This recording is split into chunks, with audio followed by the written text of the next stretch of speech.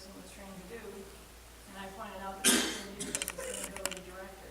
And I wasn't in an official role of sustainability, but it kind of shows you how you can be an influencer no matter what group that you're in.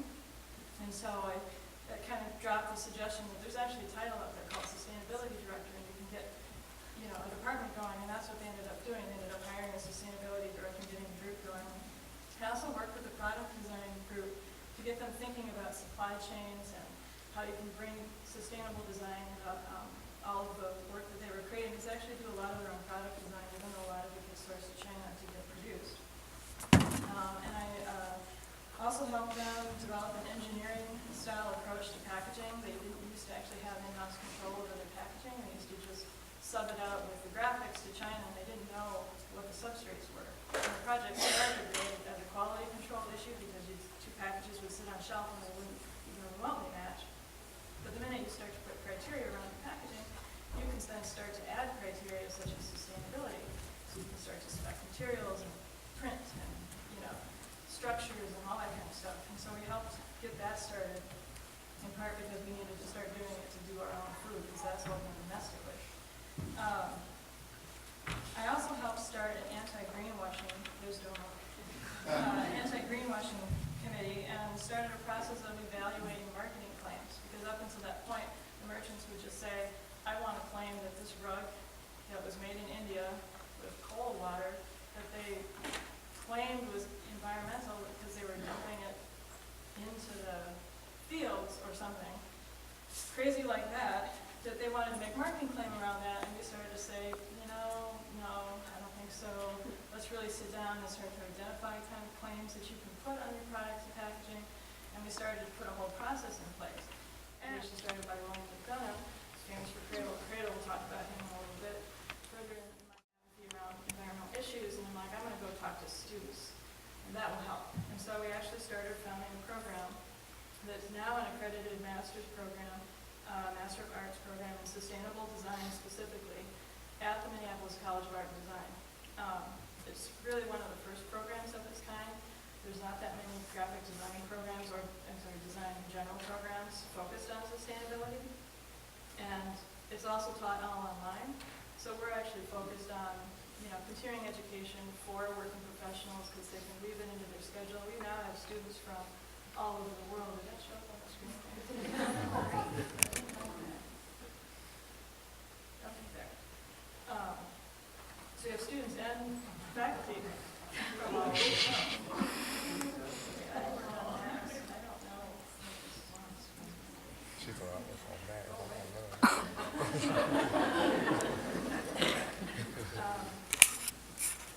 So, started the funding program at MCAD, and then 2 years ago I emancipated myself from Target and decided it was time to go back out on my own with my longtime partner and life partner, John Mose, and we started our own design firm called This Is Folly, because really isn't everything. The society isn't taking things that seriously anymore. And with any luck, this will be the name I work under for the remainder of my career. Hopefully it will be long. Okay, so that's enough boring self-aggrandizing. Let's just kind of get into it. I like it. So, I saw the graphic design show now in production because it actually started at the Walker in Minneapolis, my hometown. Well, I was struck by all the truly wonderful work, because it really is. There's some fabulous stuff. There's a lot of stuff I was kind of jealous about that I hadn't done. That's in that show. But what's conspicuously absent is any kind of commentary on the role of designers in society, the responsibility that they have to society, and where we were at, what was the state of the state for sustainability. That just, the show can't deal with every possible topic. The design industry is extremely broad. In fact, when you look at the show, you're kind of like, I can't believe all these things are actually all graphic design. But I think it is an important absence, and I think it has more to do with our design profession than it really does with people who curated the show. I feel that the work was more about what designers were doing to sort of please themselves. And I think while personal work has a place, I think that we've been inward gazing a little too much, and the design profession needs to maybe start doing outward gazing a little bit more than it has been. And I think there's more to design than what you see in the show. And I think we have an opportunity approaching to help redefine our role in society. feud humanity. Experts concluded that people that were on the island when Robbins got there, there's just no way those people could have made these statues. They just weren't technologically or socially advanced enough to make these statues. Further fueling the mystery is that no one could figure out any way that the statues had actually been moved from where they were made to where they were currently appearing. There's no trees. Without trees, it's very hard to move these kinds of things. But actually, nothing could be further from the truth. Rather, that island is actually, could be viewed like a little biosphere experiment of what we're experiencing today. In the 5th century, colonizing Polynesians arrived on the island after incredibly long voyages in double canoes. And they brought with them a few things, but really the only things that survived were chickens and sweet potatoes. And they did a little fishing. And that was pretty much their whole diet, and it's kind of monotonous, but it gave them a lot of time because it was a pretty easy diet to live on. And so with all that time, they started developing all sorts of elaborate cultural ceremonies that started revolving around these statues. And they were, in fact, actually a very complex and advanced society. They actually had their own form of writing, and many of the statues have some sophisticated astronomical alignments to them. We don't know exactly what the statues were for, but they played a huge role in their society, obviously. In quarrying and carrying these stones, carving the stones, is time-consuming, but it's not particularly difficult with type stones on the island. The hardest part is transporting them to the ceremonial sites, and they used large tree trunks as rollers. And we now know that, in fact, there had been trees on the island. The population of the island peaked at around 7,000 people in 1550. And then all of a sudden, practically overnight, the society appears to have collapsed.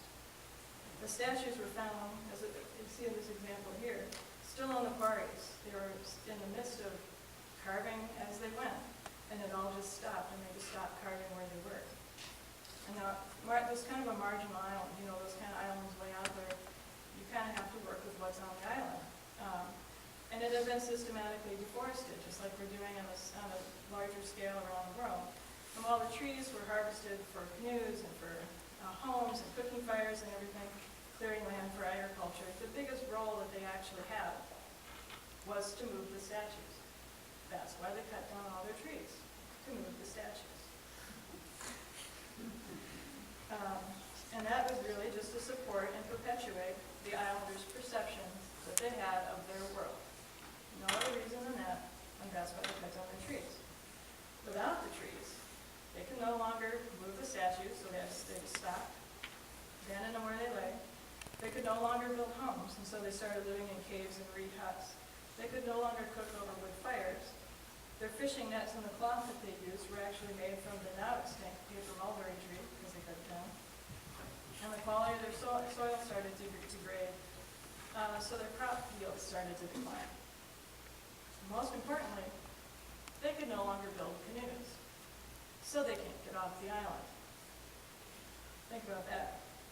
So clashing over the resources, they rapidly declined in self-inflicted doom after about 1,000 years of living prosperously on this little island. So when the Europeans arrived, the islanders had no cultural memory anymore that they had done any of these things, and they could offer no explanation for why these statues were where they were. They just said, I don't know, they walked there. That was their explanation for why the statues were where they were. And given that the statues were left unfinished in the quarries where they lay, it's clear that business had gone on as usual right up to the bitter end. So you kind of have to wonder, right? Were there a few islanders that were saying, hey, maybe we shouldn't cut down all the trees? Were there protests to chain themselves to the trees? That were just sort of overwhelmed by the apathy and denial of the majority? Were the leaders immobilized by their conventions, by political deadlock, by lack of alternative vision? Did the clans blame each other? None wanted to take unilateral action. And what do you suppose went through their collective minds when the last tree was cut down? So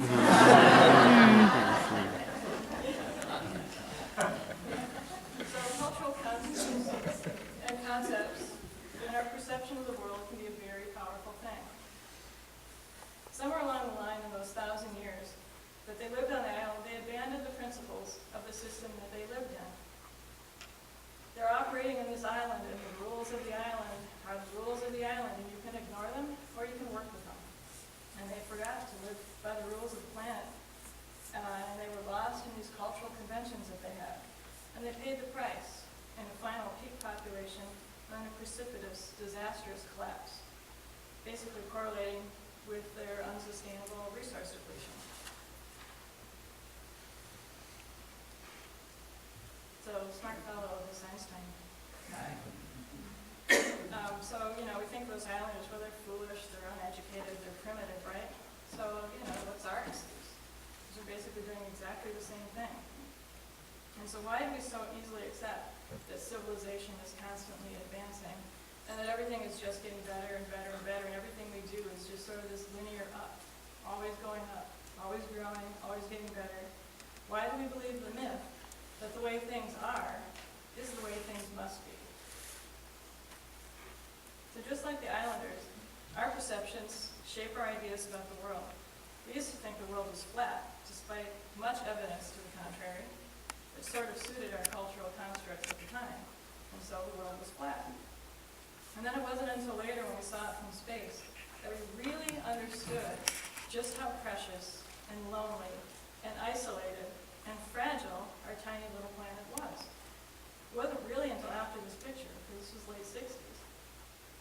It wasn't really until after this picture that environmentalism actually took off globally, and that was in the 70s. And it really took this picture to do that, in some ways, I think. Buckminster Fuller dubbed the planet Spaceship Earth. And that's not really just a moniker. That's really an accurate description of how the planet functions. It's a closed system, much like a spaceship. And again, so you get a little maybe outside input.